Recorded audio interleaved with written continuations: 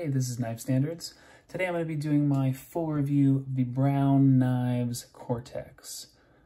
Let's just take a second and look at that. Amazing. Okay, wow.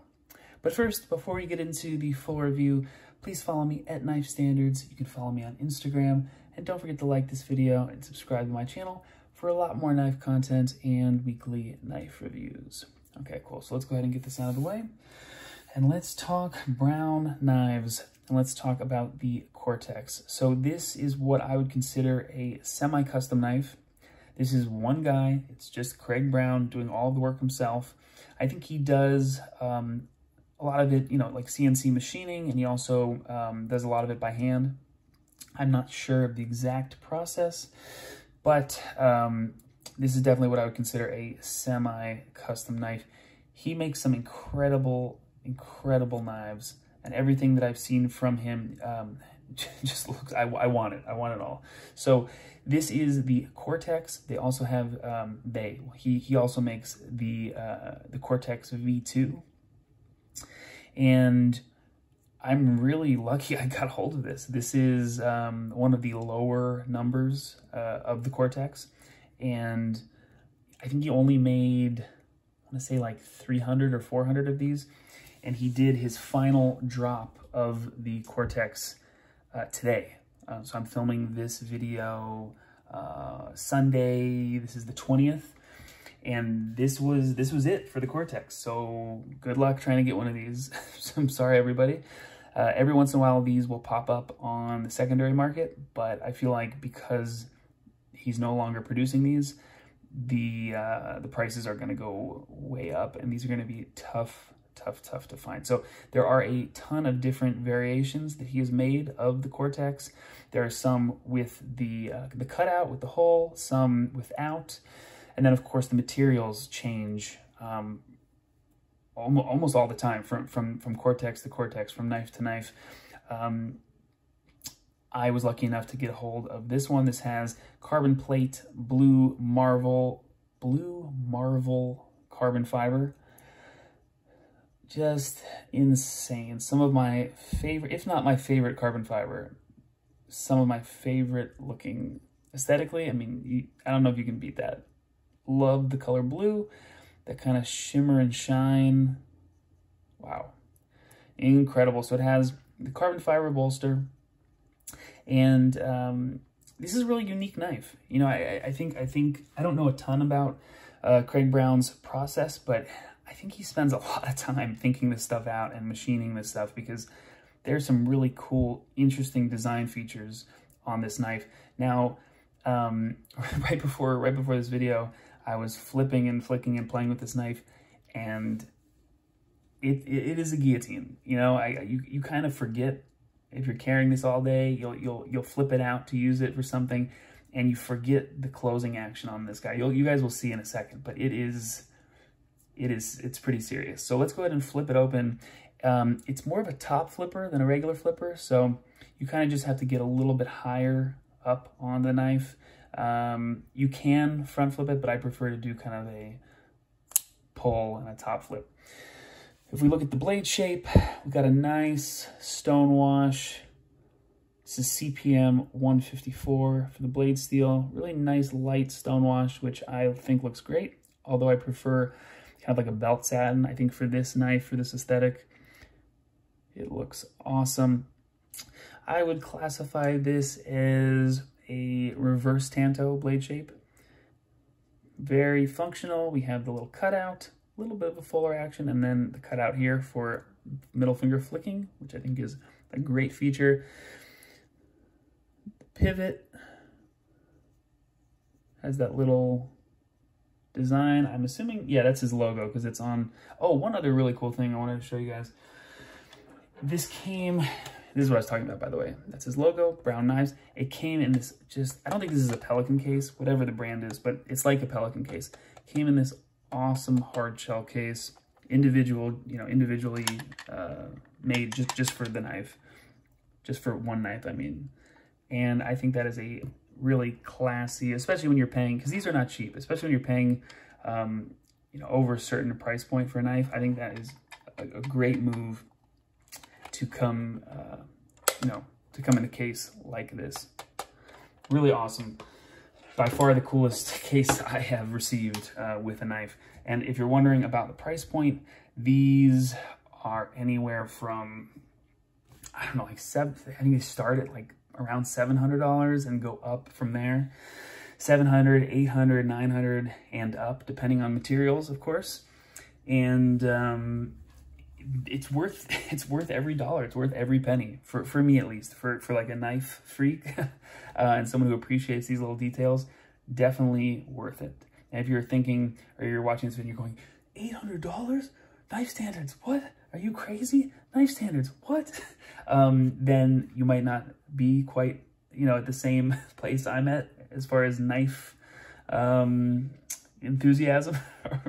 You know, you might not be as deep into the hobby as I am, which is totally fine, totally fine. But when you get here, which you will, you know, knife collecting and just kind of this, the knife community, knife hobby, it's very addicting. So once you get to this point where you think $800, yes, amazing.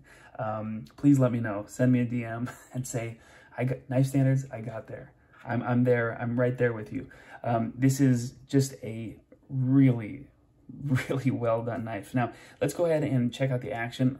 And you got to be careful. I mean, this thing is, boom, guillotine, no joke. Let's do the front flip. And the middle finger flick. So already that's fun. That's fun. There are multiple deployment methods. And I do like front flippers. I'm cool with front flippers, but there's kind of a trend going around where every single knife that I see with multiple deployment methods has the big front flipper sticking out here and the big regular flipper here and the hole. And it's like, you know, I think the one that bothers me the most is the giant kind of corner tab front flipper that's not really meant to be a front flipper, but it is kind of, and it works. To me, that's just, I think I'm in a cranky mood because my last review was pretty harsh too. Okay. So anyway, my point is, I'm glad, let's try and stay positive. I'm glad that this does not have a front flipper sticking out. You can front flip this, which is cool. But this area is smooth, and it's kind of a stylish flipper tab. It's just up top, like a little fin, or, you know, like a little shark fin. I think that's very cool.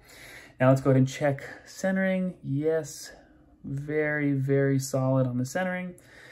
Looks like an internal lock bar relief cut right there, which I think is a classy move. I don't think enough people do that. And of course, these milling lines are outstanding. Love, love, love that.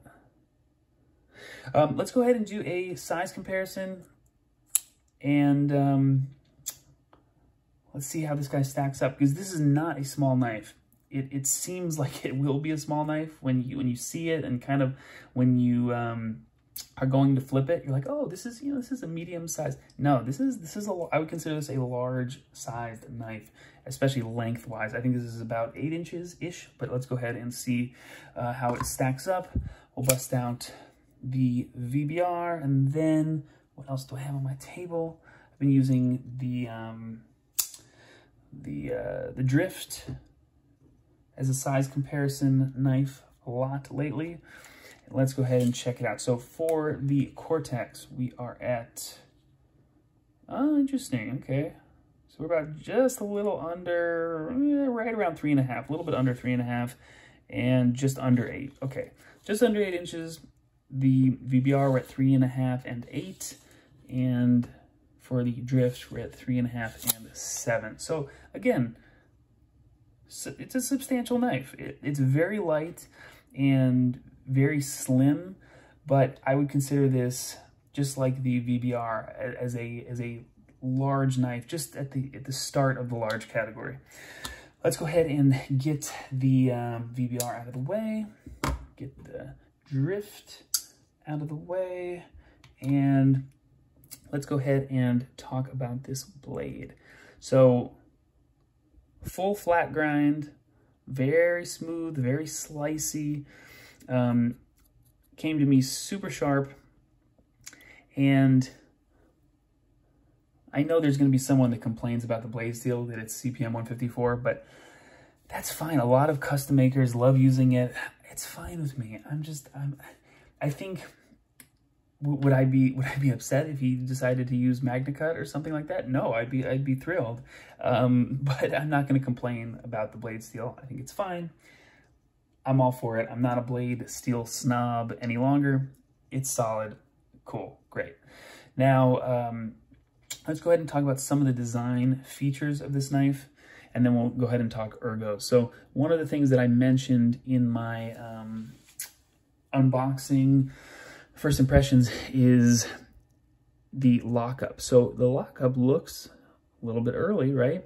Now, does that worry me? No, not really. It's pretty early, but there's a feature where, let's see if I can get this. So there's actually a cutout in the lock side. It's hard to see. I really need to get a flashlight on my table. But so this actually locks into the scale. So the knife locks into the scale when it's open, in addition to, of course, the lock interface locking in there like a normal frame lock or a normal bolster lock. But there's actually, it's the flipper tab, actually, the flipper tab, which is that right there. So we can see, we'll follow it. So we have the flipper tab, locks into this cutout right there. So even if you're worried about that early lockup, this is not going anywhere. So it's very, very secure. What a cool design feature. You know, that's what I said earlier. Craig Brown has clearly thought this out and spent a lot of time designing this knife. Not just making the knife, but designing the knife. Very cool design feature. Now, if you are, upset that he is not making the Cortex anymore, just relax. He's doing a new model, which he teased a little bit on his Instagram, and he said he's doing some revolutionary stuff with the design, things that will change the knife world, which, if you didn't know about his knives and you hadn't handled one of his knives, you might think, he's full of crap. But having handled one of his knives and seen these little design features, I 100% believe that whatever he's coming out with is going to be crazy and epic and change knife making. I totally believe that.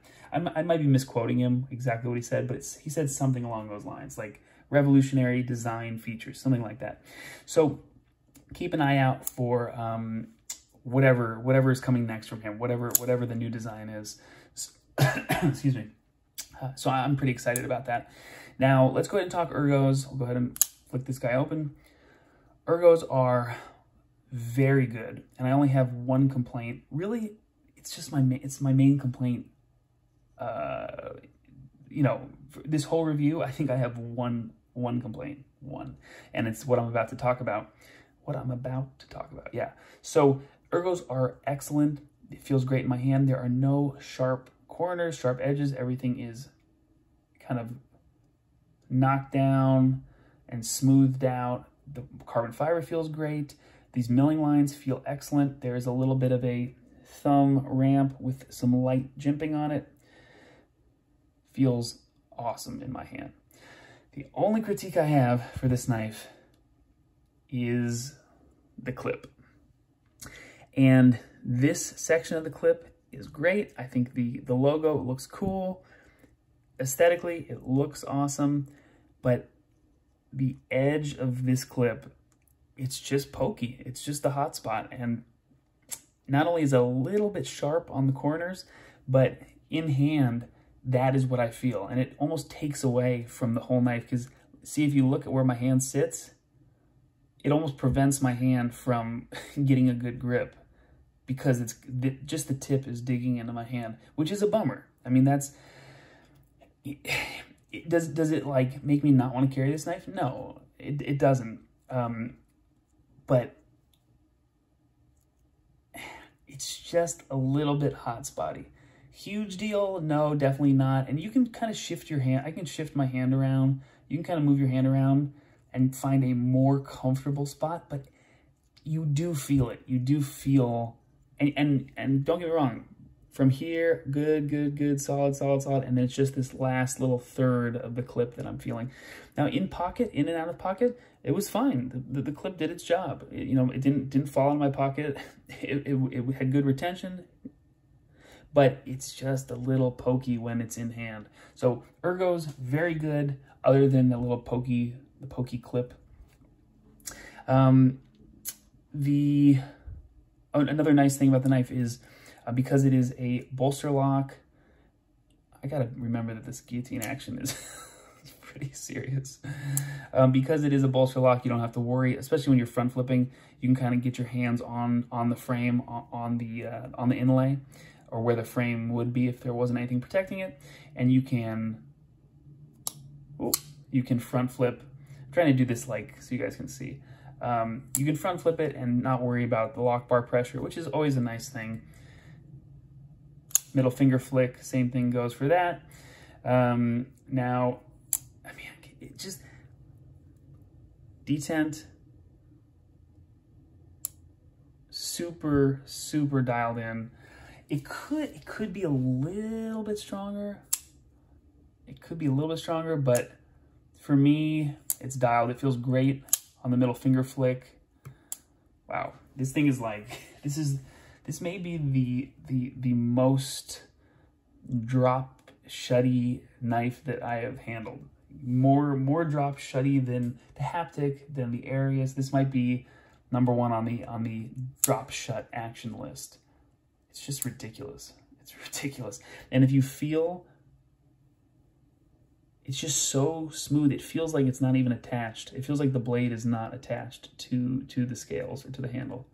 It's just like so glossy and kind of like buttery smooth, like it's just, riding on air. I don't know how to describe it.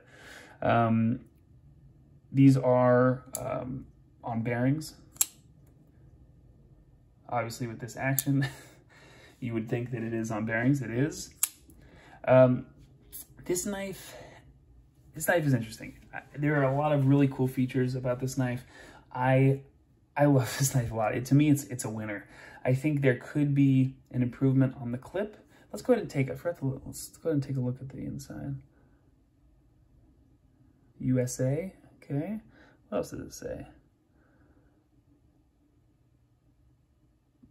Oh, it says where it's made. Blaine, Washington. All right, that's cool. I mean, look at the back spacer. The machining is awesome. Surprisingly, there is not internal milling. I love that the relief cut is on the inside of the scale. Very cool. And this little detail, these little machining grooves make the lock bar access a lot easier. It's a very good knife, guys. This is a really cool knife, and it is a knife that you might think like, oh, I don't know if I want to carry this because it's, $800 plus, but it's also one of those knives that you think, yeah, it's so smooth and snappy and fun to carry, and also surprisingly light. I was looking for the internal milling and there is not any, but maybe it's because of the external milling where these inlays sit, and because this is carbon fiber. I don't know, maybe because the blade stock is thin. I don't know why this knife is so light, but it is exceptionally light. Feels great in pocket, and of course you cannot beat the action. Crazy stuff. Overall, it's a winner. I don't know what else to say. We had one critique, and that critique is the clip. It's not a deal breaker. Overall, really solid knife. I love it, and this seems like one of those knives that I'm going to continue to carry, even when I should be carrying other knives to review. I feel like this is going to sneak its way back into my pocket. Thank you guys so much for watching. This has been Knife Standards. I will catch you later.